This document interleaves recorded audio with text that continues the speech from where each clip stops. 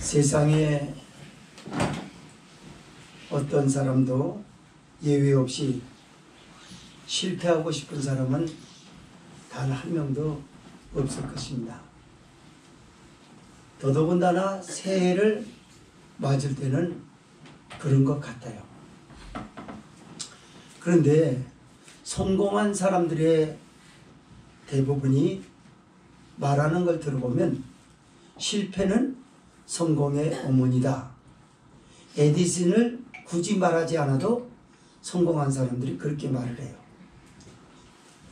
그들들 대부분은 왜 실패를 성공의 어머니라고 했을까요? 그들은 하나같이 이렇게 피력하고 있어요. 실패는 레슨비를 내는 것이라고 말합니다. 레슨비를 내지 않고는 레슨을 할 수가 없어요. 레슨을 하고자 하는 목적은 자기가 원하는 분야에서 최고 전문가의 목표를 이루려고 레슨을 하는 것입니다. 레슨을 하게 되면 비용이 많은 만큼 레슨을 한다라고 하는 자체, 레슨비를 낸다라고 하는 자체는 자기 희생을 투자하는 것입니다. 그렇게 내는 비용이 크고 희생이 많이 요구된 만큼 성공한 확률을 높고 한번 성공하고 나면 그 인생은 대박을 칩니다. 그런데 문제는 그런 일을 뜸들이고 주저하게 만들고 하지 못하게 하는 것들이 있습니다. 그거는 무엇인지 하면 바로 두려움입니다. 실패를 하면 다시 재기하기 어렵다라고 하는 두려움감이 와요. 불안감이 옵니다. 그러므로 일을 얼른 하지 못해요. 우리는 이 실패를 레슨비를 내는 것이라고 과정해 보겠습니다. 레슨비를 내야 함과 같이 두려움이 레슨비라고 생각이 된다면 과감없이 내려놔야 합니다. 두려움과 싸워서 이길 필요도 없고 견뎌내려고 몸부림을 치지도 말고 그냥 무시하고 내려놓으라고 하는 것입니다. 두려움이 앞을 가로막는 한 어떤 일도 제대로 하지 못하게 해요. 불안감이 우리 앞길을 막는 한 무엇이든지 자신감 있게 해내지 못하게 만든다는 것입니다. 사람이 어떤 일을 하고 기쁨이 없다면 그 일은 실패한 것이나 다름없어요. 그러나 그 일이 곧이고 힘들더라도 마음의 평안이 있고 기쁨이 있다고 그러면 그건 대단한 성공을 한 것입니다. 신앙이라는 것에 대해서는 더더욱 그런 것 같아요. 신앙생활하면서 이제까지 우리가 믿음생활 10년, 20년, 30년 해온 것들은 레슨비를 지불한 것과 똑같아요. 그래서 신앙의 최고의 전문가가 돼서 하나님과 함께하고 하나님과 함께하였던 위대한 선인들이 역사를 이뤘던 것처럼 모든 믿음의 사람들도 그런 목표를 가지고 신앙생활을 했을 것이라는 것입니다. 그러나 문제는 많은 세월 동안 레슨을 하고 레슨비를 내면서 이제는 자신감이 떨어지는 것. 시간이 너무 오래됐어요. 그래가지고 자신감이 떨어지고 불안해합니다. 내가 이걸 세상에 살면서 안 믿는 사람들처럼 돈을 저축하고 그랬더라면 지금보다 생활이 나아졌을 텐데 이렇게 생각을 해요. 그러나 그렇지 않습니다. 여러분의 레슨비는 아직도 전문가의 목적을 달성하지 못했기 때문에 레슨비는 끊임없이 지금 저와 여러분들에게 요구되고 있는 거예요. 오늘 본문의 말씀은 그와 비슷한 말씀이에요. 이스라엘 백성들이 포로 생활 전과 포로 생활 때 닥치게 될 어려움을 이걸 말씀을 해요. 이사야 선지자가 즉흥적으로 하나님이 말씀하셨던 것들을 이스라엘 백성들에게 지금 반포하는 거예요. 뭐라고 하는 것이냐? 포로 이전에 두 나라가 그 섬들로 표현한 두 나라가 들고 일어났었어요. 여러분이 이름 중에 낯선 이름이 있는데 리디아라고 있습니다. 리디아라고 하는 그 에스쿠스라고 하는 에오스쿠스, 에쿠우에스인가 이름도 헷갈리네. 에쿠우에스가 네요. 에쿠우에스의 왕과 또 한 나라는 그 바사로 이름하고 있는 고레스 왕을 말하는 것입니다. 그래서 이 두 나라가 들고 일어나 가지고 세계를 지금 정벌해 가고 있는 중이에요. 그러니까 이스라엘은 굉장히 위기에 빠졌습니다. 그래서 두려워하는 거예요. 그러나 많은 나라들은 자기의 신들을 세워놓은 신, 우상의 이름을 부르고 있어요. 그러나 너희는 우상을 찾는 그들과 다르게 하나님의 계시기 때문에 이 하나님의 음성을 듣고 하나님이 너희를 지켜주실 것이라고 하는 위로와 격려를 받고 지금 주저앉은 상태에서 두려워하지 말고 일어나라는 그런 메시지입니다. 이런 배경과 내용을 통해서 오늘 말씀을 두 가지로 나눠서 보겠습니다. 첫째로 8절에서 13절은 포로에 처한 이스라엘을 향한 징후와 하나님의 약속이 소개되고 있습니다. 두 번째 14절에서 16절은 이스라엘은 단지 멸망에서 구원받은 것에 머물지 않고 강한 정복자로서의 사명을 감당해야 될 것이다 라고 말씀합니다. 자, 8절에서 13절 읽습니다. 시작. 그러나 나의 종 너 이스라엘아, 나의 택한 야곱아, 나의 것 아브라함의 자손아, 내가 땅끝에서부터 너를 붙들며 땅 모퉁이에서부터 너를 부르고 내게 이르기를 너는 나의 종이라. 내가 너를 택하고 실어버리지 아니하였노라. 두려워 말라. 내가 너와 함께 함이니라. 놀라지 말라. 나는 내 하나님이 됨이니라. 내가 너를 굳세게 하리라. 참으로 너를 도와주리라. 참으로 나의 의로운 오른손으로 너를 붙들리라. 보라, 내게 노하던 자들이 수치와 욕을 당할 것이요 너와 다투는 자들이 아무것도 아닌 것 같이 될 것이며 멸망할 것이라. 네가 찾아도 너와 싸우던 자들을 만나지 못할 것이요 너를 치는 자들은 아무것도 아닌 것 같이 허무한 것 같이 되리니 이는 나 여호와 너희 하나님이 내 오른손을 붙들고 내게 이르기를 두려워 말라. 내가 너를 도우리라 할 것임이니라. 아멘. 아멘 합시다. 아멘. 앞서 배경을 말씀을 드렸던 것처럼 서방에서 지금 두 나라가 들고 일어나고 있어요. 세계는 모든 자기네 신의 이름을 부르면서 세우는 우상 말이에요. 신의 이름을 부릅니다. 이스라엘 백성은 하나님의 택한 백성인데도 불구하고 주변에서 일어나는 상황을 보고 나서는 겁에 질려 있어요. 하나님은 보이지 않는 하나님이고 이방인 신들은 어엿하게 눈에 보이고 확실하게 믿을 수 있는 신이라고 하는 것에 대해서 그만 속고 말았습니다. 하나님만이 유일신이라고 그렇게 어려서부터 배워왔는데 하나님 외에는 다른 것은 신이 없다라고 어려서부터 배워왔단 말이에요. 그러나 실존에서 위기에 닥치니까 급박한 상황에 들어가니까 하나님이 보이지 않는 것에 대한 두려움을 가져요. 여러분, 어린아이들을 요즘은 그런 환경이 되질 않아요. 옛날에 우리 어려서 부모님들이 곧잘 아이들을 놀래게 했어요. 캄캄한 밤중이라든가 아니면 이렇게 아무도 없는 데서 외진 곳에서 아이를 혼자 놓고 같이 따라가는 척하다 숨습니다. 그러면 애는 즉각 불안을 떱니다. 엄마, 이런 걸 자주 횟수가 많았던 아이들은 금방 놀라진 않겠죠. 엄마, 엄마 그러면서 막 불러요. 아빠 불러요. 그러나 처음 해보는 경험에 있는 아이 같으면 내내 울어버립니다. 그래요. 왜 우는 것이냐? 안 보이니까. 아빠는 안 보인 게 아니에요. 아빠는 저기 숨어 있어요. 애를 놀려주려고 하고 있고, 아빠가 얼만큼 좋은 아빠냐라고 하는 걸 가르쳐 주려고. 그리고 아빠가 아이를 얼마나 사랑하는지를 너무나 잘 알아요.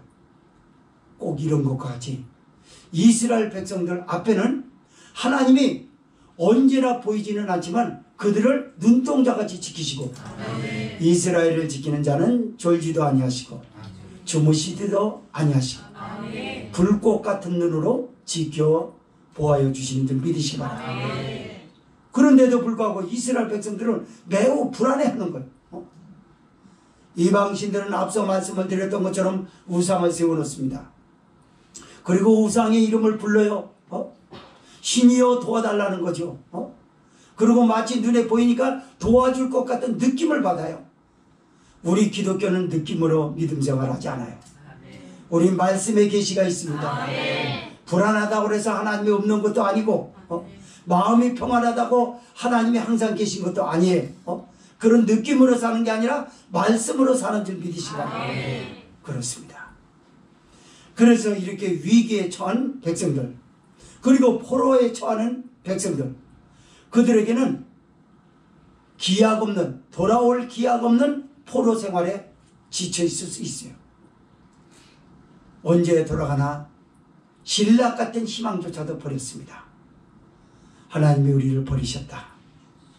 애시당초 보이지 않았던 하나님, 포로 생활을 하고 보니까 하나님이 우리를 버리신 게 맞아. 택한 백성이라면 어떻게 이렇게 철저하게 하나님이 우리를 버리시겠나? 이방 나라의 포로로 끌려가게 만들겠나? 이런 생각인 거예요. 이런 포로에 처한 백성들에게 동정의 눈길을 누군가가 주고 위로의 말을 준다면 그는 그 포로라고 하는 엄청난 고난의 무게감을 좀 덜어낼 수 있어요. 그래서 다시 일어설 수 있을 것입니다. 우리의 삶이 혹 포로와 같을 때 말입니다. 저 병원에 누워서 죽을 날을 손꼽아 기다리는 사람의 고난의 무게는 상당합니다. 가정 파탄으로 인하여 고난의 무게를 지고 기도원에서 회복을 애타게 기다리는 그 사람의 두 어깨에 눌린 고난의 무게는 상당히 커요. 그러나 그 무게감을 덜어줄 수 있는 것은 간단해. 동정의 눈길을 보내주고 당신은 그래도 살 수 있다. 회복할 수 있다. 그런 위로의 한마디인 거예요. 바로 이러한 백성에게 첫 마디가 굉장히 중요하단 말이에요. 선지자 이사야가 그럽니다. 하나님이 너희들을 얼마나 사랑하는데 너희들은 왜 하나님이 너희를 버렸다고 생각하냐? 하나님은 저 뒤에 숨어 있어.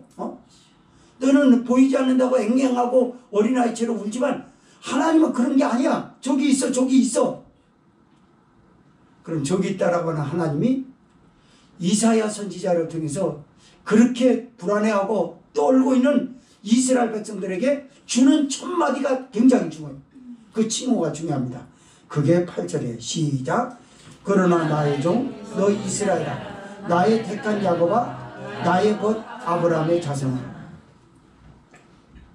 이거는요, 감격이 아니고서는 이 말씀을 대하기가 어렵습니다. 그러나 나의 종 이스라엘아 그럽니다. 이 말은 무슨 말이냐면, 야, 너는 나의 큰 뜻을 성취하기 위하여 존재하는 나의 택한 백성이다. 이런 말이에요. 나의 택한 야곱아 라고 합니다.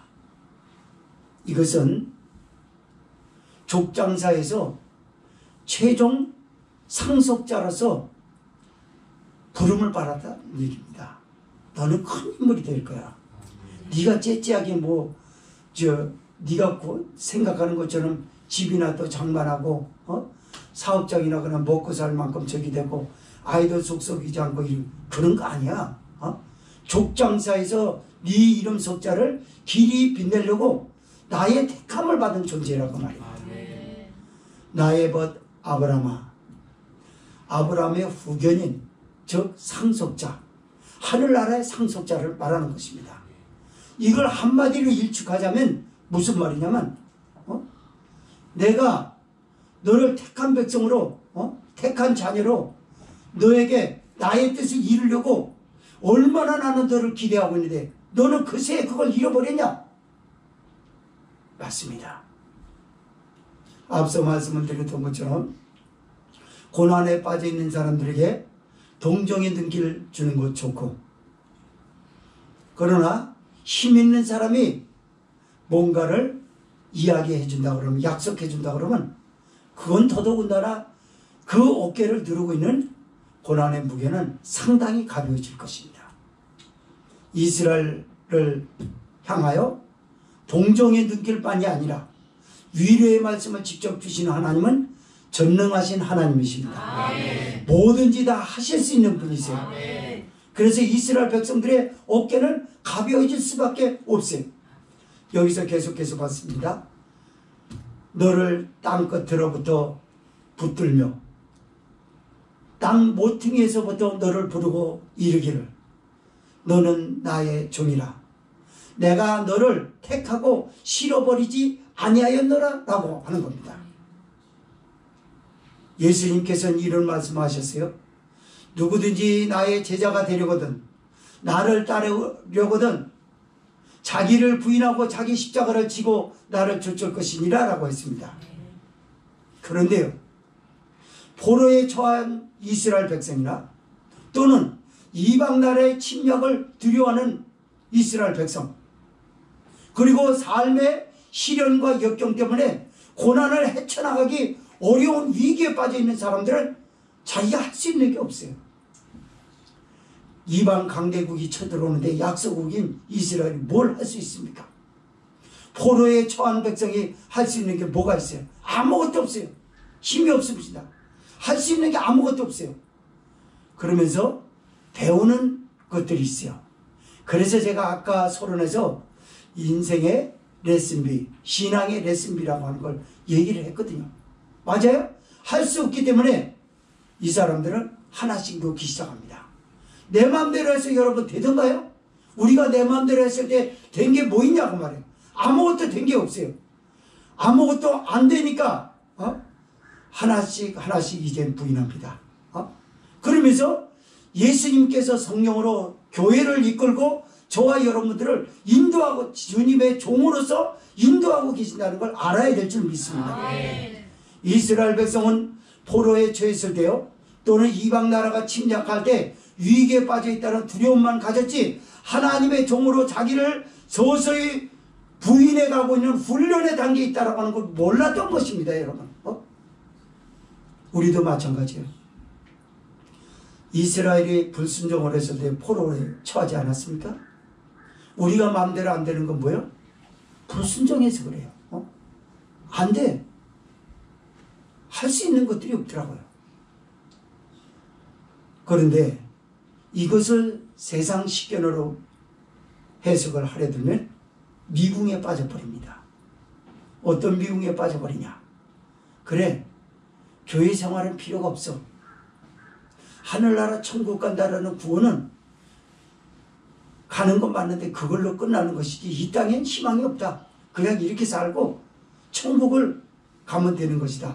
여기에 갇혀버렸어요, 사람들은. 아닙니다. 지금 내가 안 되는 것, 내 마음대로 안 되는 건 예수님께서 성령으로 우리를 이끌고 있는 순간이지 믿으시기 바랍니다. 필요 없는 순간이 아니에요. 훈련을 받고 있단 말이에요. 레슨을 지금 착실하게 해가고 있는 중인 줄 믿으시기 바랍니다. 내가 자발적으로 레슨을 한다면 얼마나 좋겠어요. 그러나 어떤 사람이든지 자발적으로 하나님의 종이 된다고 훈련하는 사람은 없습니다. 그런 성인들은 없어요. 하나님이 제재하시고 아버지인 하나님이 자녀인 우리를 채찍질하시고 이러면서 배우는 것이 포로고요. 이방 나라의 침략 가운데 불안해하는 이스라엘이었고요. 오늘날 삶 가운데 내 마음대로 안 되는 저와 여러분들의 삶의 배경이 바로 그런 뜻을 품고 있는지 믿으시기 바랍니다. 필요 없는 게 아니었어요. 레슨을 여러분은 받고 있는 줄 믿으시길 바랍니다. 그러면서 이 구절의 말씀을 다시 한번 보는 거죠.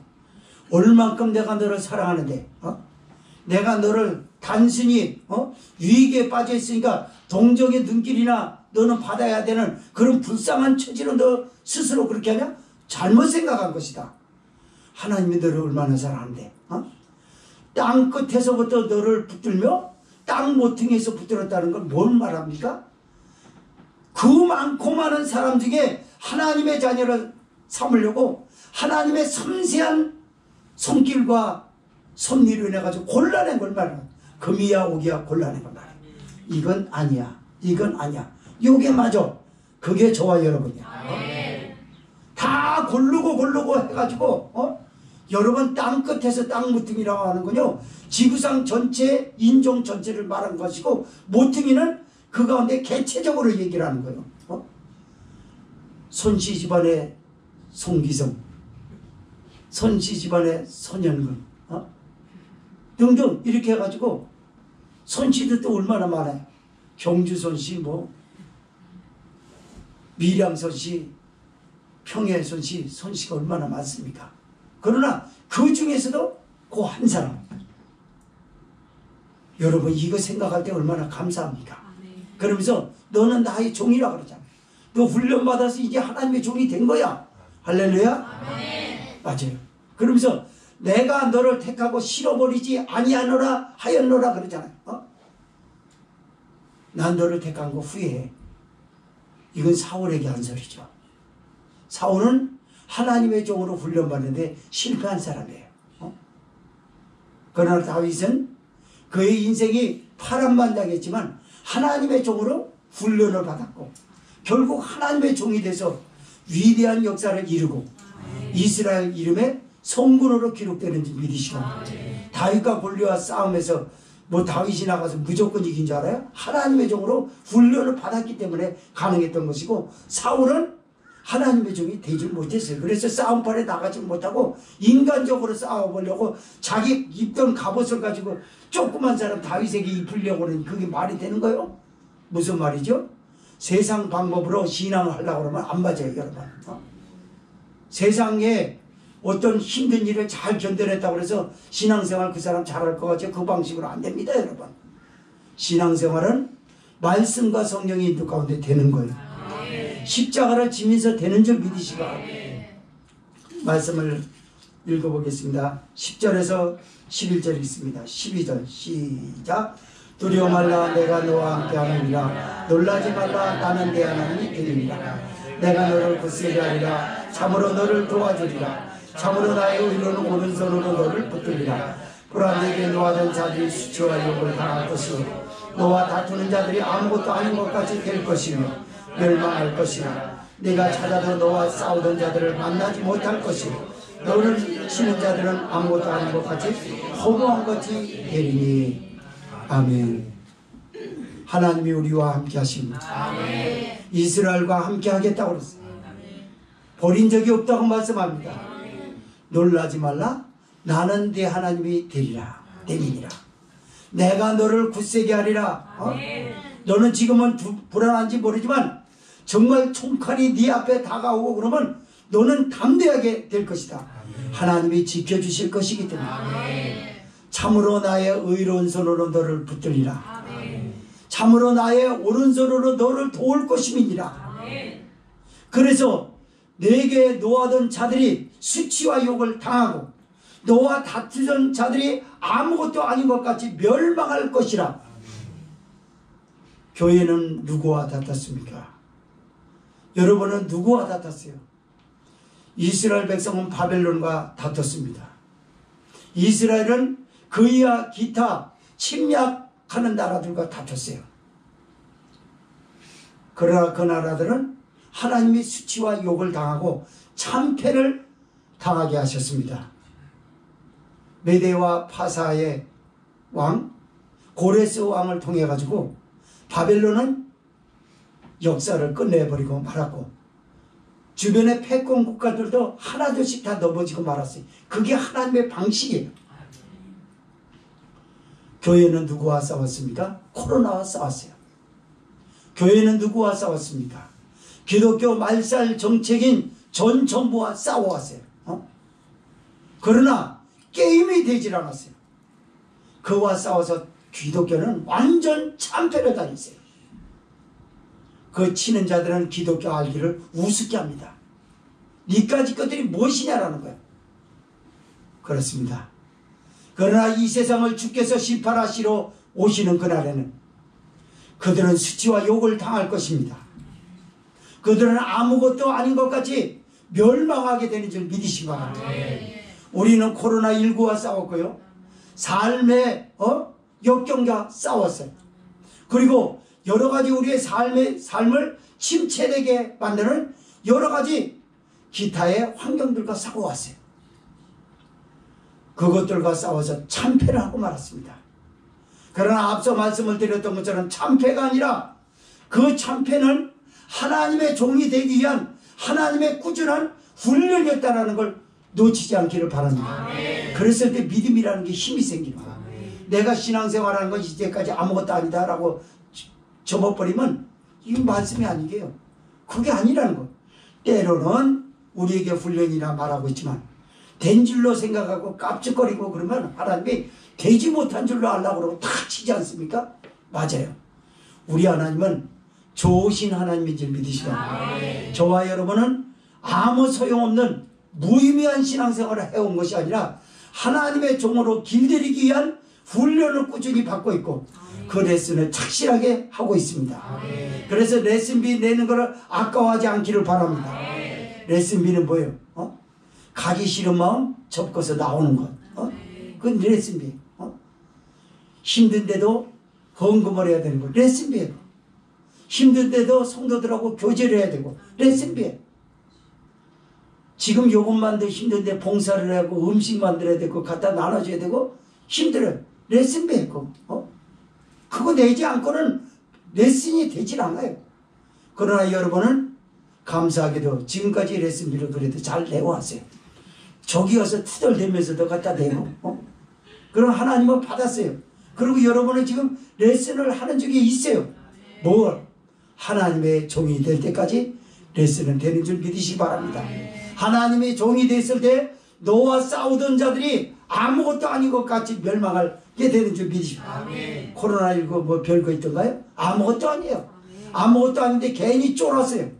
갑자기 바짝 쫄아가지고 한마디도 못하고 그냥 백신 안 맞으면 무슨 난리 친 것처럼 전 정부는 사기를 쳐가지고 기독교를 완전히 짓밟아버리고 기독교의 영성은 거기에 대처를 하지 못했어요. 그리고 그냥 종노릇을 하고 말았어요.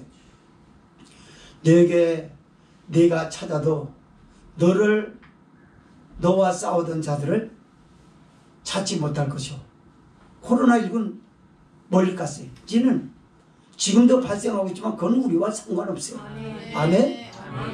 너를 치는 자들이 아무것도 아닌 것 같이 허무한 것 같이 되리니 허무맹랑하기 짝이 없지요. 그렇게 대단한 기타의 환경들 보세요. 우리가 이사가는 문제 막 이삿날이 다가오고 집은 구하지 못해가지고 어떤 분은 눈물로 기도했다고 그래요. 그래가지고 얼마나 한마디로 얘기해서 방정을 떨었어요. 이거 큰일 났네. 이거 길 바깥에 내 안개 생겼네. 천만의 말씀. 하나님은 그 일을 아무것도 아닌 것 같이 해결해 주셨습니다. 이렇게 좋으신 하나님이라고 선지자 이사야가 13절 말씀합니다. 시작. 이는 나 여호와 너희 하나님이 내 오른손을 붙들고 내게 이르기를 두려워 말라 내가 너를 도우리라 할 것이니라. 맞습니다. 하나님이 내 오른손을 붙들어서 이 오늘까지 온 줄 믿으시기 바랍니다. 왜 오른손을 붙들었다고 자꾸 오른손이라고 얘기하는가요? 사람은요 가장 위기에 빠졌을 때 민첩하게 습관처럼 버릇처럼 탁 내미는 게 구조 요청을 하는 게 오른손이에요. 여러분 왼손잡이가 물에 빠져 죽으면 왼손 나올 것 같습니까? 난 그런 줄 알았죠. 아니래요. 이거랍니다. 이거 왼손잡이가 물에 빠져가지고 저기 했을 때 살려줘야 이게 아니래요. 제일 먼저 이게 나온대요. 그래가지고 인간의 어떤 신체적인 순리는 오른쪽입니다. 그래서 옛날에는요 어떤 자격증 경기할 때 왼손잡이는 아웃시켰어요. 우리 저기 했을 때는요 직장 생활할 때 경리가 왼쪽으로 아웃. 그 자체 보고 실력 이 사람이 어느 학교 나왔냐 그거 하지 않고 딱 보고 나서 아웃. 자필 이력서 쓰거든요. 중요한 직장 같은 경우. 그래서 왼손으로 들면 쓰기 전에 가. 자기는 왜 그런지 몰라. 너 왼손으로 써서 그래. 그렇게 안 합니다. 그냥 아웃 시켰어요. 더더군다나 전공을 왼손잡이 쓰질 않아요. 지금도. 왜냐하면 왼쪽 손으로 감전되면 즉사해버리거든요. 사람이. 그냥 바로 죽어요. 오른쪽은 그래도 감전돼가지고 좀 저기 한데 심장을 관통하지 않습니까? 왼손은. 그래가지고 왼손잡이는 안 썼어요.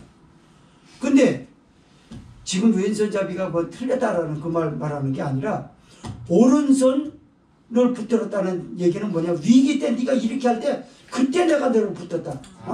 그리고 너를 도와줬기 때문에 여기까지 왔다. 이런 말씀이에요. 두 번째 말씀 보겠습니다. 14절에서 16절은 이스라엘은 단지 이제 멸망에서 구원받은 것에 머물지 않고 강한 정복자로서의 사역을 감당할 것이다 라는 거예요. 14절에서 16절 읽습니다. 시작. 지렁이 같은 너희 야곱아 너희 이스라엘 사람들아 두려워 말라. 나 여호와가 말하노니 내가 너를 도울 것이라. 네 구속자는 이스라엘의 거룩한 자니라. 보라 내가 나로 네가 날카로운 새 타작 기계를 삼으리니 네가 산들을 쳐서 부스러기를 만들 것이니 작은 산들로 격하게 할 것이나 네가 그들을 까부는 즉 바람이 그것을 날리겠고 별이 그것을 흩어버릴 것이로되 너는 여호와로 인하여 즐거워하겠고 이스라엘의 거룩한 자로 인하여 자랑하리라. 아멘. 이스라엘 백성들은 포로 생활 때도 그랬거니와 이방 나라가 침략을 할 때 대응할 수 있는 아무것도 없었습니다. 그가 대응하는 건 공격자에게 어떤 것도 주질 못했어요. 지렁이가 밟히면 꿈틀한다고 했던가요? 지렁이도 밟히면 꿈틀한다. 그게 반응이에요. 밟은 사람이 지렁이가 꿈틀한다고 해서 느낌을 합니까? 몰라요. 발을 떼기 전에 몰라요.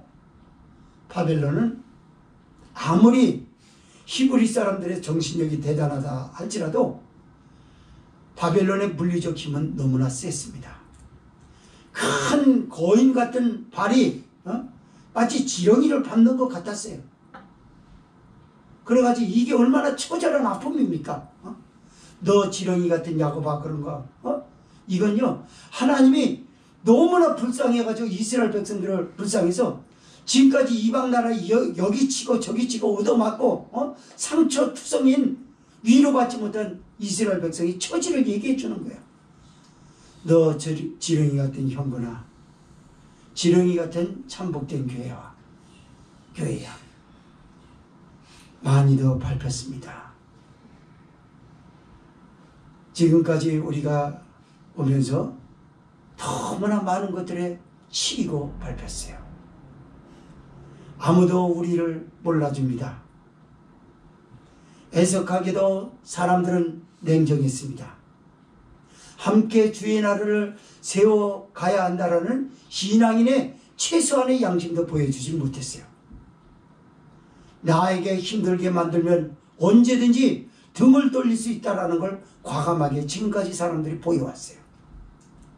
그걸 교회는 고스란히 아픔으로 안고 있어요. 교회가 아프다는 건 다른 말로 말하자면 예수님이 아픈 거예요. 주님께서 부활하시고 나서 갈릴리 바다에 있는 제자들에게 나와서 뭐라고 하냐면 떡을 떼면서 주면서 이는 내 몸이라 하고 주셨어요. 몸은 교회예요. 그래서 교회를 사랑하지 않는 사람은 예수님을 사랑하는 게 아닙니다. 그런데 예수님의 몸을 상처투성이를 내놓고 자기의 선택을 아무렇게나 하는 이런 사람들의 신앙은 이 말씀을 통해서 다시 한번 곱씹어볼 필요가 있어요. 그 사람은 정말 주님을 사랑하는가? 자기가 그렇게 함으로 인해 가지고 주님의 교회가 주님의 나라가 무너지고 있다라고 하는 건 생각이나 해봤나? 아마 그런 생각을 했으면 그런 선택을 하지 않았을까요? 이렇게 교회는 지렁이처럼 밟았습니다. 여러분도 얼마나 많이 밟혔습니까? 경제적 위기에 밟혀왔고, 아이들이 또 힘들어하는 것에 밟혀왔고, 말도 못하게 많아요. 이리저리 밟혀왔지. 내가 항변하고 내가 내놓는 대안, 내가 저항하는 것들은 상대방은 눈꼽만 치도 여기질 않아요. 그저 사람이 발로 지렁이를 밟은 것처럼 어떤 경제적 힘, 기타 여러 가지 힘에 눌리면 우리는 꼼짝을 못해요. 교회 와서 아무리 기도하고 하나님 도와주세요 도와주세요 해도 상황은 달라지지 않았어요. 앞으로도 그럴 것입니다. 그럼 우리는 이 말씀을 들으면서 신앙인이 하나님의 도움을 받고 있다는 걸 무엇인지 알아야 될 거예요. 그건 뭘까요? 하나님이 우리를 사랑하고 계시고, 하나님은 우리를 격려하고 계시고, 내 아픔을 주님은 다 아신다는 거예요. 그리고 결국은 나에게 이제는 위기에서 건져주는 것만이 아니라 이가 날카로운 타작 기계가 돼서 정복자로서의 사역을 감당하게 하는 그날을 기대하면서 어깨를 펴시기를 바랍니다. 지렁이 같은 너 야곱아, 너희 이스라엘 사람들아 두려워 말라. 나 여호와가 말하느니 내가 너를 도울 것이라. 네 구속자는 이스라엘의 거룩한 자니라. 무슨 말이냐면 실패의 가능성을 0.01%도 섞지 않은 그런 하나님의 말씀이다 그 말이에요. 실패할 가능성을 두고 얘기하는 그런 시건하는 하나님이 아니라 시건치 않는 하나님인 줄 믿으시고, 민수기서 말씀해 보면요, 발람 선지자가 하나님의 신에 감동돼 가지고 이스라엘을 저주하라는 발락 왕에게 이런 말을 했어요. 하나님은 인생이 아니시라 시건치 아니하시고, 시건치 않는다는 얘기는 뭐냐면 쓸데없는 소리 안 한다는 거예요.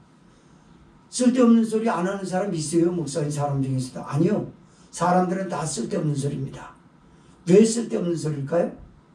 쓸데있는 소리라는 얘기는 뭐냐면요, 성경에서 말하는 건 끝까지 책임지는 거예요.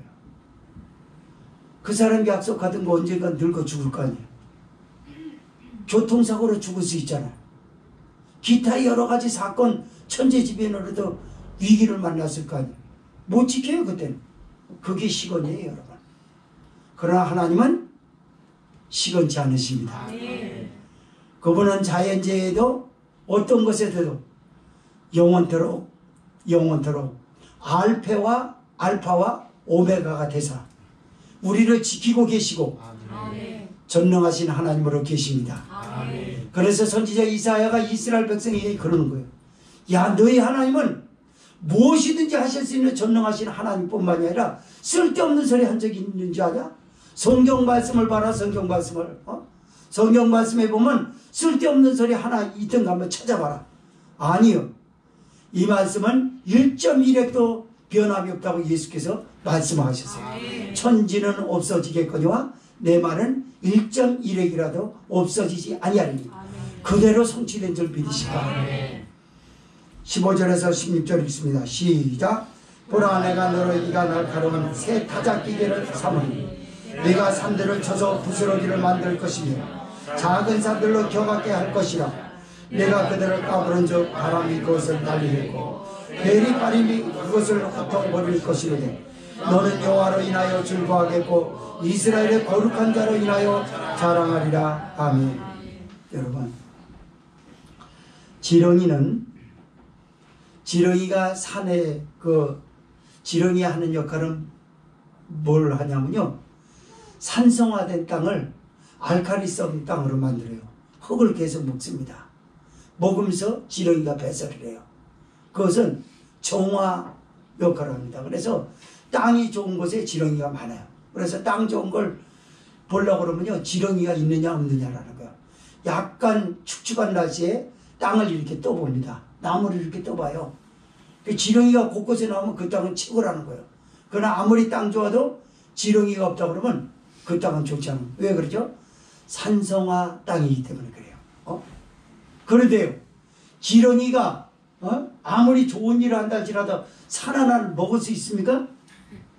언젠가는 먹겠죠. 뭐 계속 역사가 흐르고 몇 천억 년이 다 지나면 몇 조억 년, 몇 경년 다 지나면 언젠가는 먹겠죠.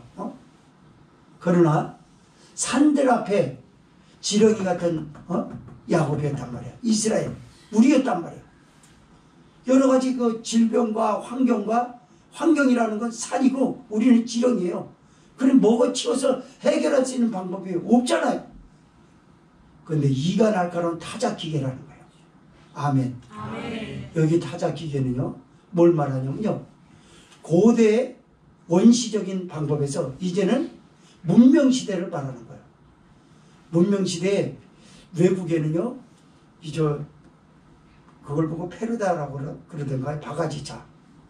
바가지차가 집체 몇 개 많은 거 있어요. 그걸로 하나 떠가지고 이렇게 푹, 바퀴 하나가 3-4m 돼요. 중장비 차가. 우리나라에서 우리나라 그 중장비 차 그런 거 아니에요. 외국이야 무슨 광산업 같은 거 이런 거 하는 걸 보세요. 엄청납니다. 그 중장비가. 타작기계를 지금 말하려는 게 그걸 얘기를 하는 거예요. 엄청난 불도저. 지렁이하고 게임이 되겠습니까, 여러분? 불도저로, 엄청난 대형 불도저로 산꼭대기 올라와서 밀어 제끼기 시작해보세요. 얼마 안 갑니다, 산들은. 이 산은 이스라엘에게 있어서 강대국이고, 불도저로 만든다는 건 전능하신 하나님이 이스라엘을 하나님 뒤에 세워놓고 하나님의 그들을 쳐놓고 상 받는 건 이스라엘이 받는 거예요. 하나님 그렇게. 우리도 그렇게 합니다. 예수님의 이름으로 우리의 산들은 부스러기가 될 줄 믿습니다. 하나님은 부스러기로 만들었던 것을 흔적 없이 만들려고 회리바람을 불게 하실 거예요. 심판의 회리바람. 그것을 날리겠고 교각게 할 것이라. 흔적 없이 만들어준다는 걸 말하는 거예요. 이거는 먼 날 죄도 없고 악도 없는 하나님의 나라 천국을 말하지만 이 땅에 살면서도 예수 그리스도의 이름으로 승리한 성도들이 누려야 되는 축복을 말씀한 줄 믿으시기 바랍니다. 맞아요. 여러분은 이가 날카로운 타작기계요. 무슨 말이냐면 입술의 권세를 주셨습니다. 예수님은 주의 이름으로 무엇이든지 구하면 내가 시행하리니 라고 요한복음 14장에서 말씀하셨어요. 예수님이 시행하십니다. 입술의 권세를 사용하십시오. 그게 기도예요. 그게 예수님의 이름이에요. 이방 사람들은 내가 아무도 몰라요. 어떤 종교도 몰라요. 그러나 예수 그리스도의 이름의 권세는 마귀가 떠나가고 무한환란 저주가 떠나가고 질병이 떠나가고 가난이 떠나가고 맞습니다. 예수님의 이름은 너무나 위대해요. 16절 읽습니다. 시작. 내가 그들을 까부른 즉 바람이 그것을 날리겠고 회리바람이 그것을 흩어버릴 것이로되 너는 여호와로 인하여 즐거워하겠고 이스라엘의 거룩한 자로 인하여 자랑하리라. 아멘. 얼마 안 가면 우리를 눌렀던 산들은 모두 다 흔적 없이 사라질 것입니다. 그리고 우리는 여호와로 인하여 자랑하게 될 거예요. 그게 간증이에요. 지난번에 작년이죠. 며칠 안 갔지만 작년 12월 24일 저녁에 돌아가면서 개인이 간증했던 건 그냥 소감일 뿐이에요. 이제 올해는 본체로서 간증하게 될 줄 믿습니다. 아멘. 하나님이 이렇게 하셨다고 울고 난리를 칠 거예요. 결혼식장 같으면서도 장례식장 같은 분위기도 올 수 있어요. 계속 울어가지고. 왜요? 하나님이 해 주셨을 때 보세요. 그 전에 어떤 학생의 이야기가 있었습니다. 부모님은 예수님을 믿지 않아요. 근데 예수님을 잘 믿었는데 고3 돼가지고 대학을 가야 되니까 그 집안에는 대학 간 사람이 없대요. 그래서 딸을 대학 보내려고 교회 다니지 말라고 합니다. 그래서 그 학생이 말한 거예요. 그 학생의 전도사는 이렇게 말합니다. 너희 부모를 만나게 해달라. 지금 누구 얘기하는지 알죠? 너희 부모 좀 만나게 해달라. 이 아이가 만약에 교회 다니면서 목표한 대학교를 가지 못한다 그러면 하나님은 안 계신다. 굉장히 과감한 선포였었죠. 분명히 간다. 그러나 가는 걸로 끝내지 말고 이 당신 딸이 만약에 대학에 붙게 되면은 당신도 교회 나와라. 이렇게 된 겁니다. 그래가지고 그 학생은 전문대학교를 그 당시 시험을 본 거예요. 근데 놀랍게 이것저것 썼는데 숙명여대에 합격했습니다. 놀라지도 않네, 자기 일도 아니니까. 여러분, 전문대학교 가려고 하는 학생이 숙명여대를 합격했다고요. 그냥 썼던 거래요, 그건. 근데 숙명여대에서 합격을 한 거예요. 그래가지고 숙명여대에 자기가 합격하니까 이게 꿈인지 생신지 모르니까 막 울기만 하는 거예요. 자기 이름 맞는데, 자기 실력은 숙명여대가 안 되는데, 누구 말을 책임져 줬습니까? 주의 종의 말을 책임져 줬죠. 그리고 그 부모도 결국 복음을 거부할 수 없게 되고, 약속을 지키기로 했으니까 예수님을 믿게 된 것 아니겠어요? 성도 여러분, 여기 너는 거룩한 자로 인하여 자랑하리라라는 말씀이 그런 말씀이에요. 너 간증하면 하나님이 이렇게 해주셨습니다. 아니요, 제 정신이 아닙니다. 그때 간증. 정신 없어요. 뭘 해야 될지 몰라요. 그리고 하나같이 이게 맞나? 당황해 할 거예요. 맞아요, 여러분. 여러분에게 주신 거예요. 그런 간증을 기대하면서 신앙생활에 필요한 여러 가지 희생을 요구하는 레슨비를 아까워하지 마십시오. 레슨하는 사람이 레슨하고 나서 최고의 전문가의 자리에 오를 때 레슨비 아까워하는 거 봤습니까?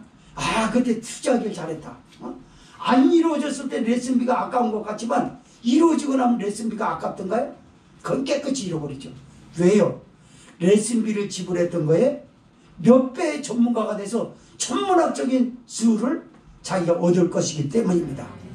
그러므로 여러분의 신앙생활에 레슨비를 아까워하지 말고 훈련에 있다는 사실을 아시고 하나님의 최고를 잘 믿고 하나님과 함께하는 전문가로서 길을 가면서 하나님이 준비하신 영육간의 풍요로운 축복을 기대하고 오늘 여러분의 처진 어깨에 힘을 내시고 추스리시기를 주의 이름으로 부탁을 드립니다. 동성으로 기도합시다.